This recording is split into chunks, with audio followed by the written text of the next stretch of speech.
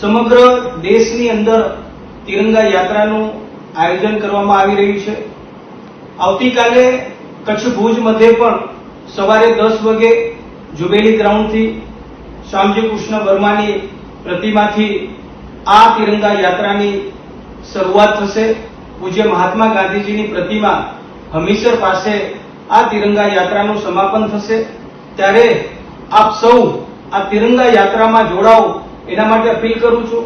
કારણ કે આપણે બધા જાણીએ છીએ કે પહેલગામની જે દુઃખદ ઘટના બની અને એ ઘટના બાદ જે આપણા દેશના બહાદુર જવાનોએ પાકિસ્તાનમાં જઈ કરીને પાકિસ્તાનના ઘરમાં ઘૂસી કરીને આતંકવાદીઓનો ખાત્મો કર્યો છે અને જે પ્રકારે આખા દેશની અંદર આપણા દેશના જવાનો પ્રત્યે આપણને બધાને માન અને સન્માન છે।